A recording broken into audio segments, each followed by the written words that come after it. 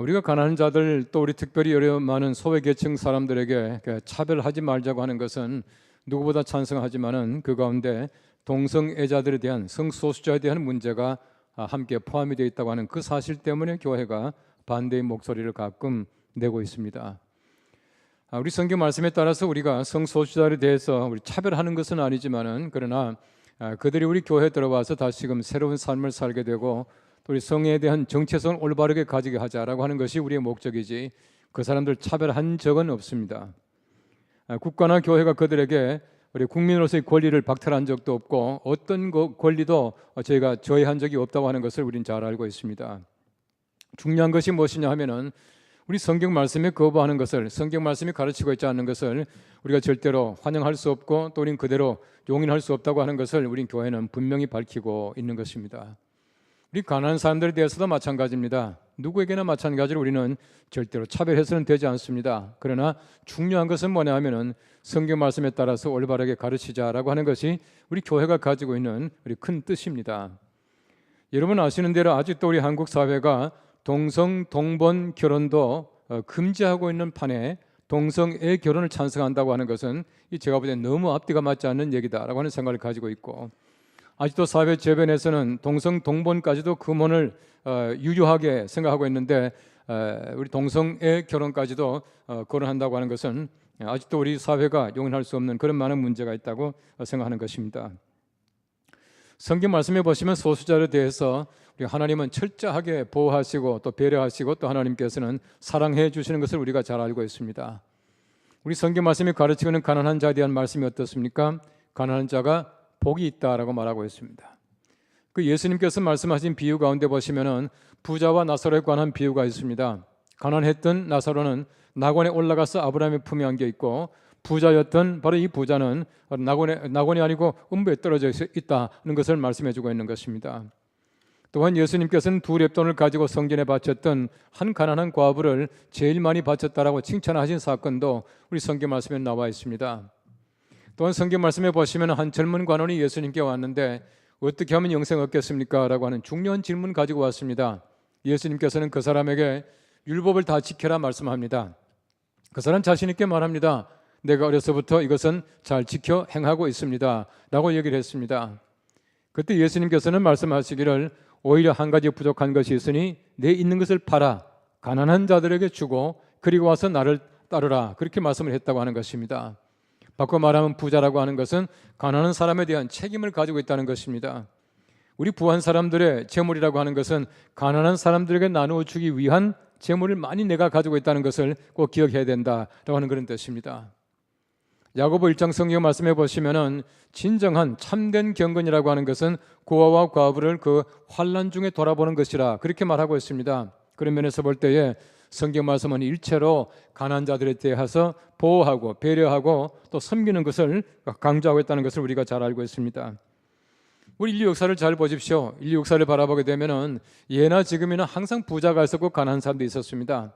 최근에 와서는 문제가 뭐냐 하면은 그 빈부의 격차가 점점 더 심화된다는 뜻이에요. 가진 사람은 너무나 많이 가지고 있어서 탈이고 없는 사람은 너무나 적게 가지고 있다는 것을 우린 잘 알고 있습니다. 그 격차가 심화됨으로 말미암아 점점 사람과 사람 사이의 관계가 깨어지게 되고 평화가 깨어지게 되고 사회가 점점 균형을 잃어버리게 된다는 것이 바로 문제라고 하는 것이에요. 아마 여러분 잘 아실 텐입니다만은 아랍에미레이트에 만수르라고 하는 부자가 있습니다. 그분의 나이가 44살이에요. 이 석유 재벌인데 엄청나게 많은 돈을 가지고 있어요. 억수로 많이 가지고 있답니다, 그 사람이. 그런데 그 사람 보십시오. 돈 가지고 뭘 하고 있습니까? 별로 사회 공헌하는 것이 없는 것 같아요. 여러분 잘 아시는 대로 돈이 제일 많다라고 말하고 있는 카를로스 슬림이라고 하는 사람 보십시오. 멕시코의 통신 재벌인데 제가 한번 다큐멘터리를 보니까 국영 기업을 굉장히 싼 값에 인수를 해가지고 세계에서 가장 통신비가 비싼 나라가 멕시코예요. 엄청나게 많은 돈을 받아가지고 부자가 되었다는 얘기입니다. 이런 바로 부자들, 우리 세계와 균형이 맞지 않게 만들어가는 그런 어떤 불균형을 많이 볼 수가 있습니다. 우리가 어떤 면에서 볼 때는 나눔이라고 하는 것이 얼마나 중요합니까?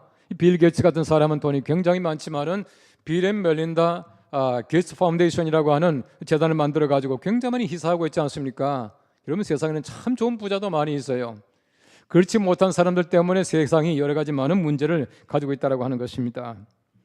지금도 이 지구상에는 하루에 1달러 가지고 살아가는 사람들이 1억 2천만 명이나 된다, 그렇게 말하고 있습니다. 그렇게 가난하게 살아가는 사람들이 많기 때문에 사회가 문제가 되는 것이에요.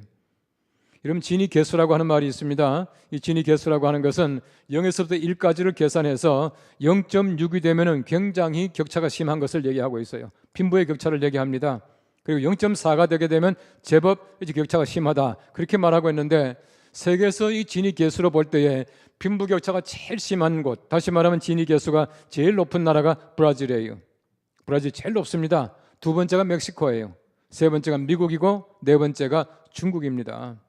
중국이 얼마나 돈 많습니까? 엄청나게 많은 돈을 가지고 있지만은 중국의 저 시골에 가보십시오. 너무너무 못 살고 있다는 것입니다. 너무 격차가 심하다는 것이에요.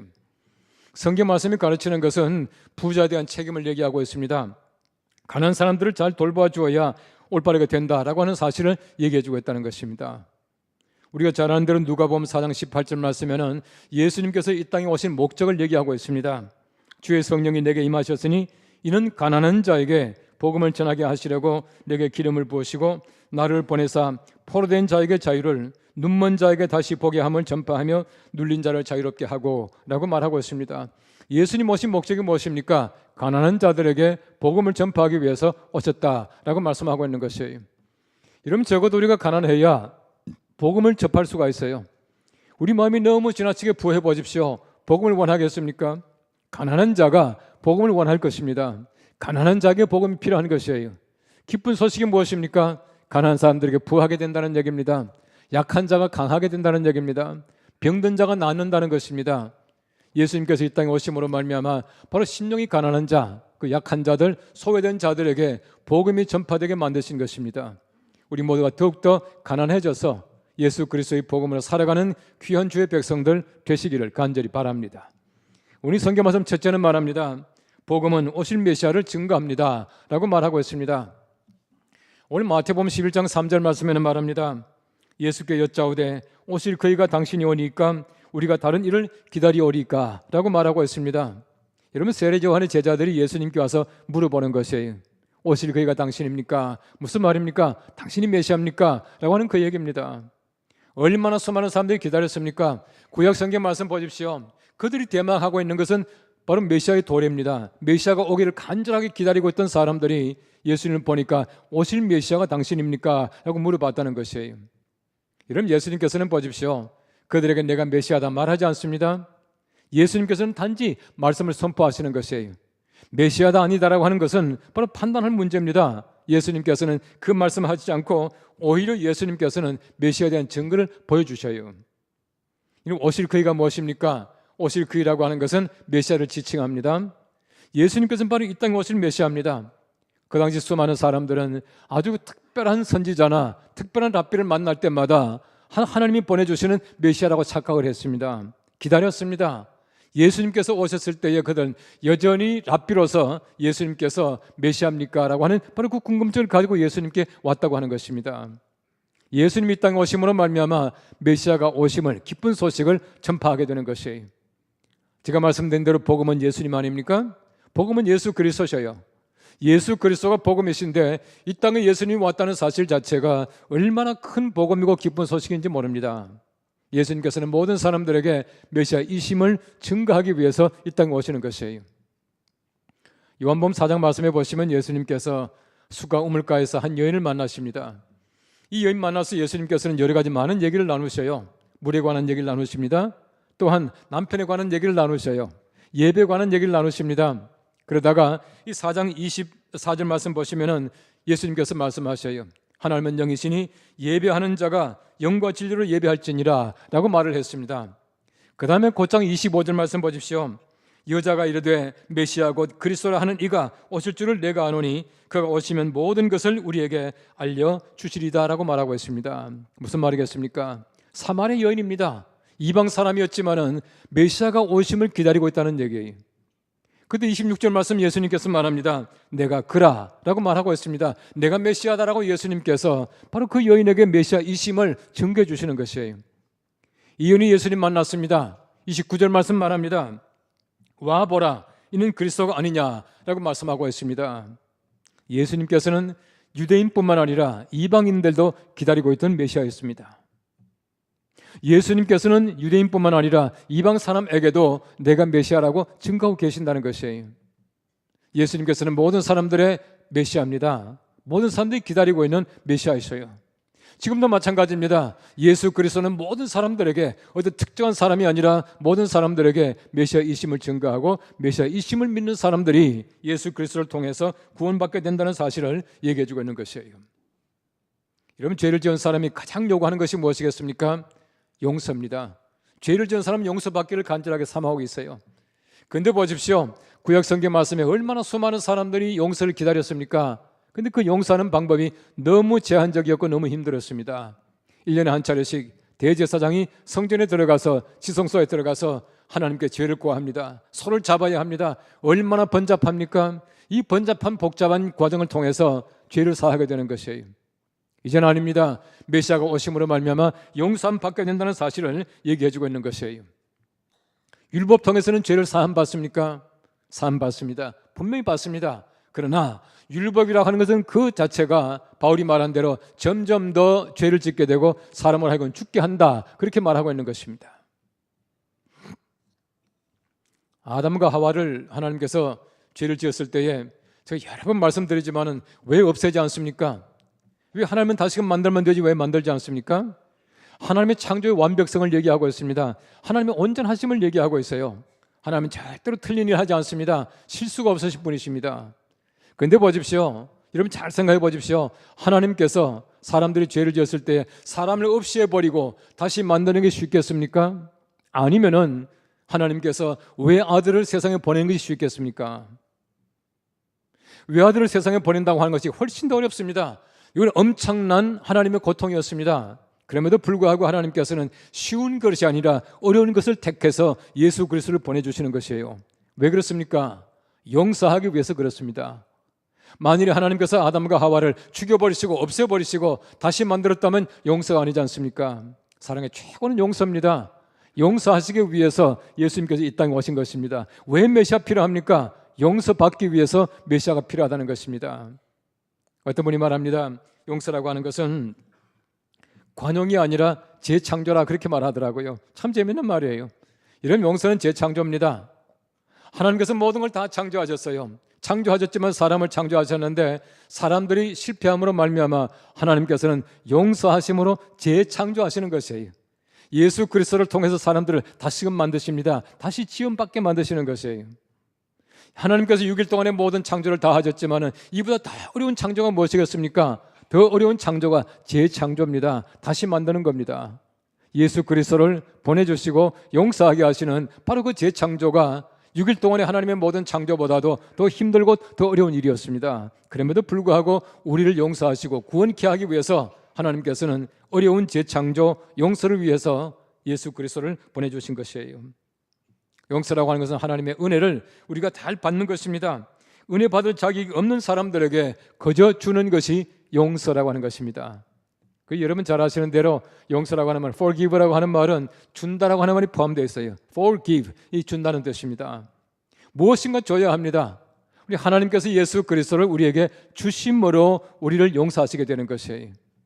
예수님께서 우리 이 땅에 오심으로 말미암아 그 목숨을 주심으로 말미암아 우리가 용서받게 만드는 것입니다. 우리가 모든 용서라고 하는 것은 줌으로 말미암아 가능하게 된다는 것입니다. 그래서 바울은 로마서 8장 32절 말씀만 합니다. 자기 아들을 아끼지 아니하시고 우리 모든 사람을 위하여 내주시니가 어찌 그 아들과 함께 모든 것을 우리에게 주시지 않겠느냐, 그렇게 말합니다. 모든 걸 다 주셔요. 아들도 주셨는데 다른 건 못 줄 게 뭐가 있습니까? 아들까지 주셨는데 모든 건 전부 다 하나님께서 우리에게 주시기 위한 하나님의 배려이십니다. 오늘 책을 보니까 오래전에 실제로 있었던 얘기를 합니다. 어떤 사람이 큰 죄를 지어가지고 이 사형 선고를 받게 되었습니다. 그런데 그 형이 아주 그 주에서 큰 공헌을 세운 사람이었습니다. 그 형이 주지사에게 가서 간청을 했습니다. 내 동생을 내가 잘못 관리했습니다. 내가 앞으로 잘 선도하겠습니다. 한 번만 사면해 주십시오 라고 부탁을 했습니다. 주지사가 사면장을 써줬대요. 이 사면장을 자기 양복 주머니에 넣고는 동생을 찾아갔습니다. 감옥 갔습니다. 찾아가서 묻습니다. 네가 만일에 사면되면 뭘 할래? 물어봤습니다. 그때 동생이 말합니다. 내가 사면되면 제일 먼저 나가서 내게 사형 선고를 내린 판사를 죽여버리겠다고. 그리고는 법정에서 나에게 불리한 증언한 모든 사람들에 가서 보복하겠다. 그렇게 말했답니다.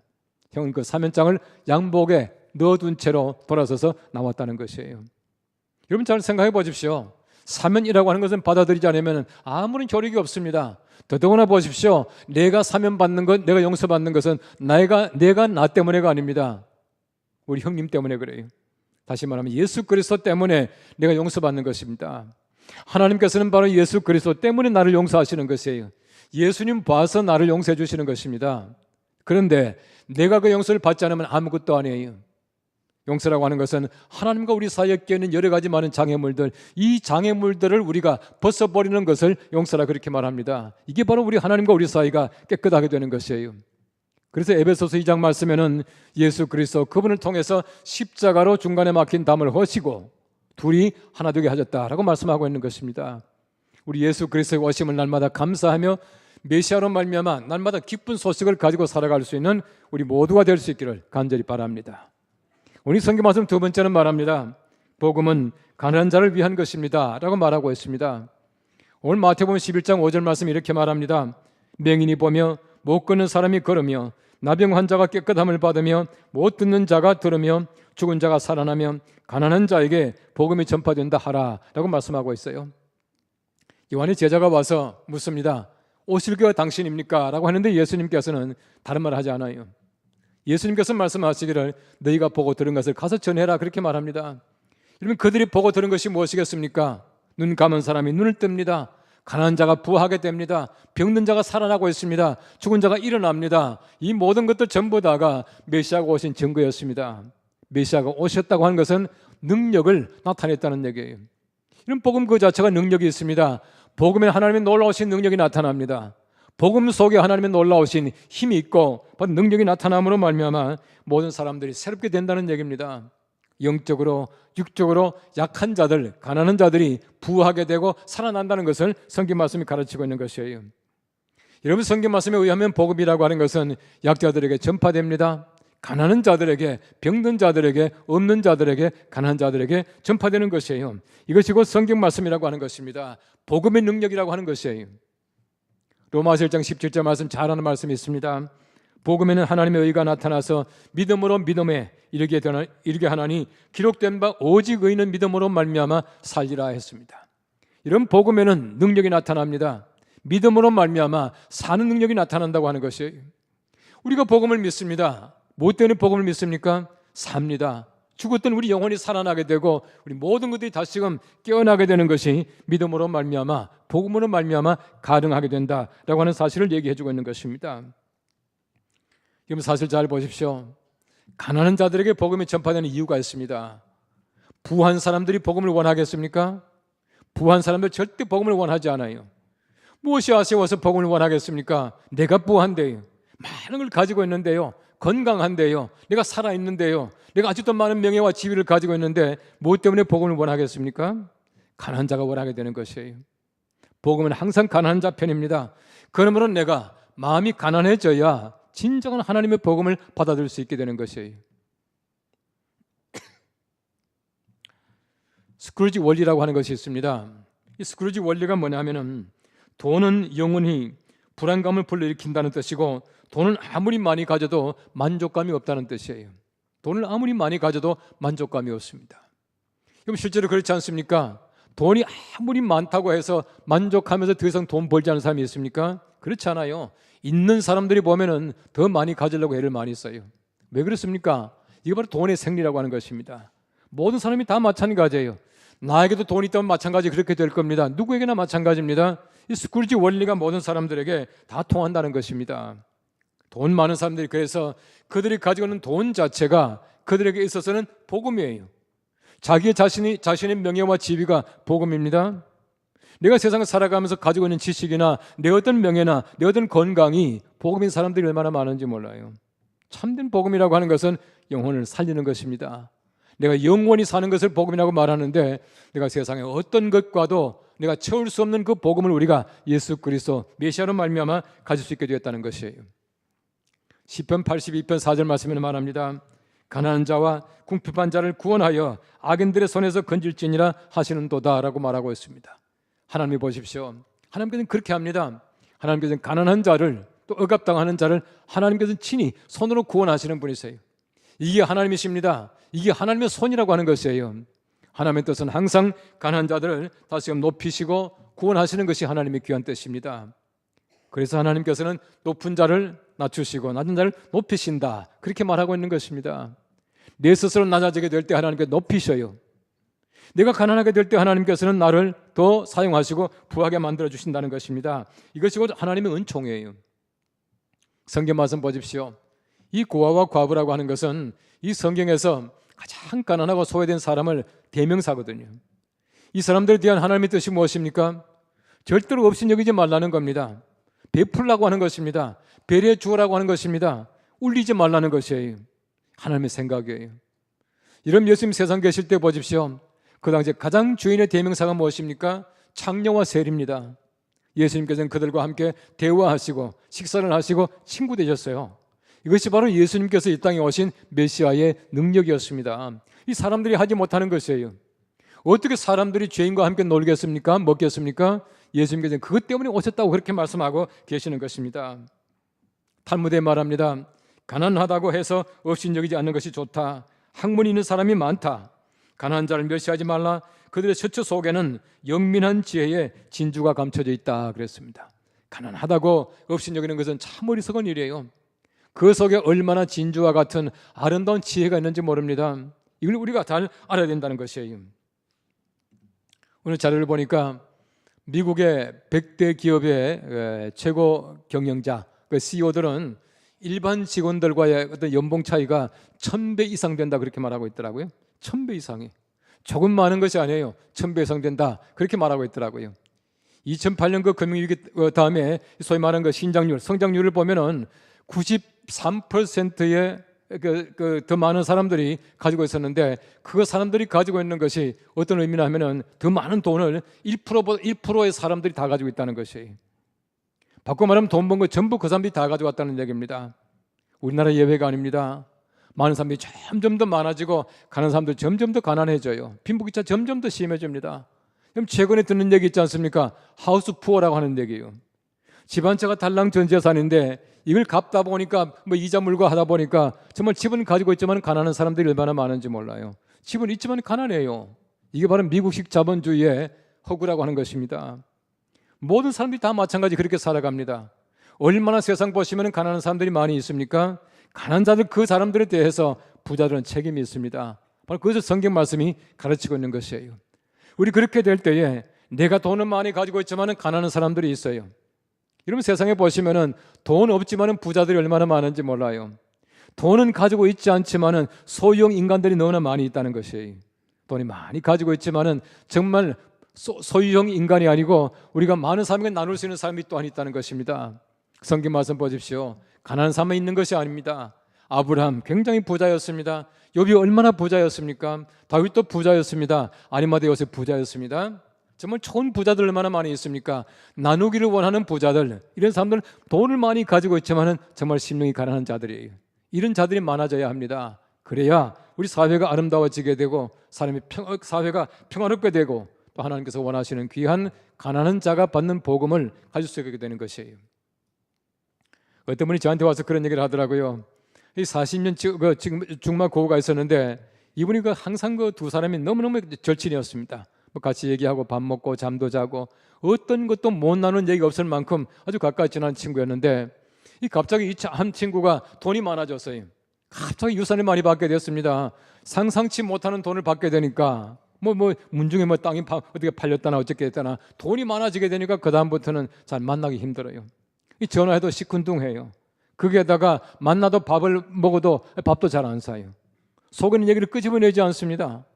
목사님, 이럴 수가 있습니까? 사람이 어떻게 이렇게 변할 수 있습니까? 그렇게 말하더라고요. 제가 그랬습니다. 사람이 그렇게 변할 수 있습니다. 그래서요. 사람 보십시오. 정말 내 마음이 가난하게 될 때는 마치 투명한 유리를 바라보는 것 같아요. 모든 건 전부 바라볼 수 있습니다. 내가 숨길 게 뭐가 있겠습니까? 감출 게 뭐가 있겠습니까? 근데 부자가 되게 되면 그걸 들여다보는 것 같아요. 감출 게 그렇게 많습니다. 다른 사람 믿을 사람이 없어요. 항상 보는 사람은 거울을 통해서 나만 바라보고 있는 것이에요. 그러다 보니까 사람들이 얼마나 왜소해집니까? 얼마나 인간관계가 점점 멀어지는지 몰라요. 이게 사람입니다. 가난한 사람이 다른 사람을 필요로 합니다. 가난한 사람들이 예수 그리스도를 필요로 하게 되는 것이에요. 가난한 사람들에게 복음이 필요하고 가난한 사람들은 기쁜 소식을 날마다 원하고 있는 것입니다. 가난한 자는 피를 느끼는 사람들입니다. 우리가 예수 그리스도의 은혜로 말미암아 가난한 자가 되어 가난을 연습해서 복음을 가지고 살아가는 귀한 복음으로 사는 그리스도인들 다 되시기를 간절히 바랍니다. 기도하겠습니다.